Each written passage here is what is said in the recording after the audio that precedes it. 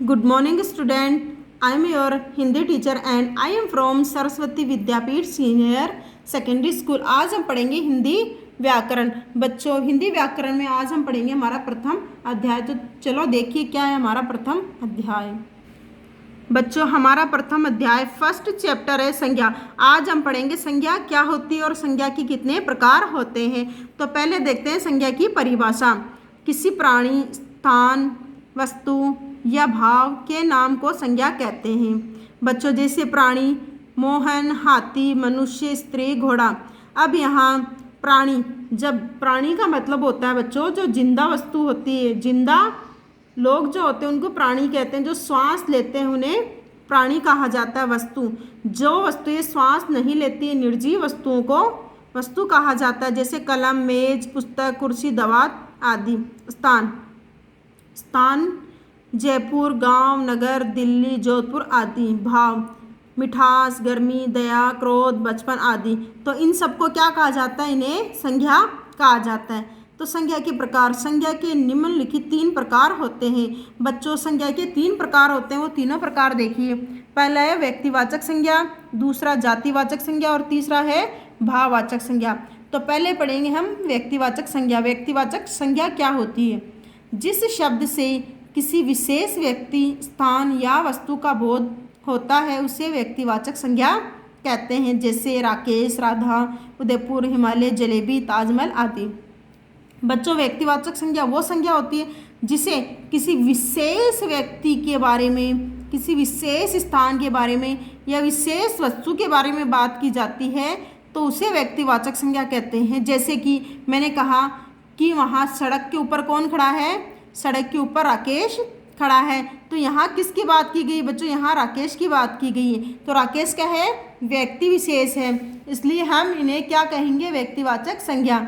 अगर मैं कहूँ कि उदयपुर झीलों की नगरी है तो यहाँ उदयपुर की बात की गई है, तो उदयपुर क्या है? व्यक्तिवाचक संज्ञा।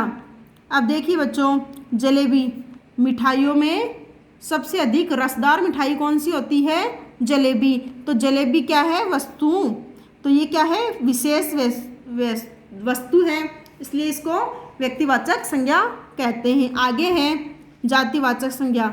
जिस शब्द से किसी जाति के सभी प्राणियों या पदार्थों का बोध होता है उसे जातिवाचक संज्ञा कहते हैं। जैसे लड़का, पर्वत, नदी, पुस्तक, फल, पशु, मिठाई आदि। बच्चों, जातिवाचक संज्ञा का मतलब होता है जिस किसी शब्द से, एक शब्द को बोलने से उसकी संपूर्ण जातियों का आभास हो जाता है या भाव पता चलता है उसे जातिवाचक संज्ञा कहते हैं। जैसे मैंने कहा लड़का, तो लड़के से समस्त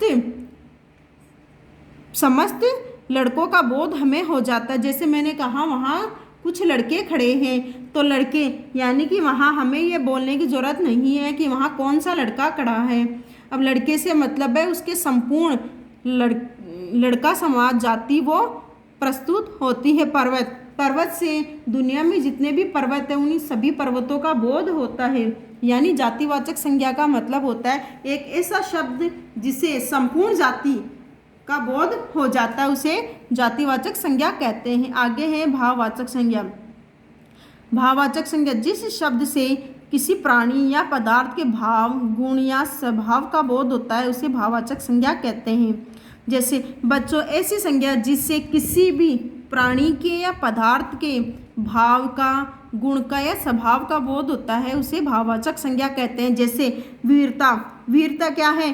प्राणियों के अंदर, यानी कि हम कह सकते हैं फौजियों के अंदर, फौजी में देश के लिए वीरता होती है, यानी वो वीरता पूर्वक लड़ते हैं। तो ये क्या है? प्राणी का भाव है। अब आगे देखिए बचपन। बचपन क्या होता है बच्चों? बचपन एक भाव होता है। मिठास, अब मिठास क्या होती है? मिठाई की गुण होता है। तो ये सब थे बच्चों अपने संज्ञा। आज हमने सीखा संज्ञा क्या होती है, संज्ञा के प्रकार। अब हम करेंगे इसके प्रश्न और उत्तर।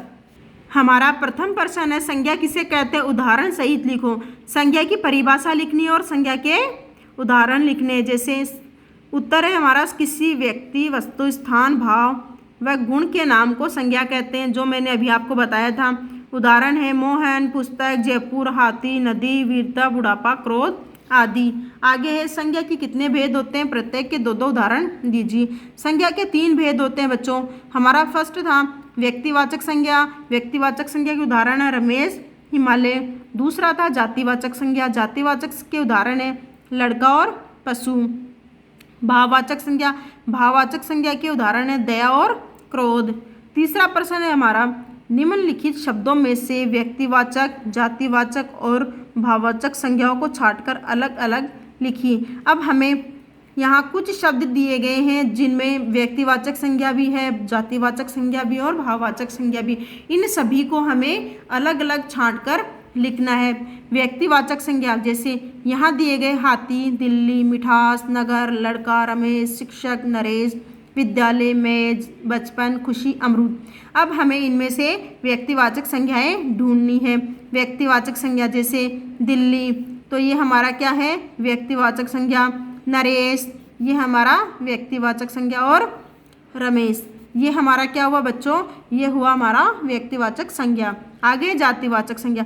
जातिवाचक संज्ञा क्या होती है, जिस शब्द से संपूर्ण जाति का भास और बोध होता है उसे जातिवाचक संज्ञा कहते हैं। देखिए नगर, लड़का, शिक्षक, विद्यालय, मेज, हाथी, अमरूद, तो ये क्या है, ये बच्चों है जातिवाचक संज्ञा के उदाहरण। आगे देखिए भाववाचक संज्ञा। भाववाचक संज्ञा में हमने सीखा था जिससे किसी वस्तु के, प्राणी या वस्तु या पदार्थ के गुण, भाव और स्वभाव का बोध होता है उसे हम भाववाचक संज्ञा कहते हैं। तो देखिए इसके उदाहरण है मिठास, बचपन और खुशी। तो बच्चों आज हमने सीखा संज्ञा क्या होती है, संज्ञा के प्रकार और संज्ञा के उदाहरण। तो आज आपको अपनी पुस्तक में, नोटबुक में आपको प्रश्न नंबर 1, 2 और 3 ये आपको लिखने हैं और आपको भाववाचक, जातिवाचक और व्यक्तिवाचक संज्ञाओं को याद करना है और अपनी नोटबुक में लिखना है। So have a nice day.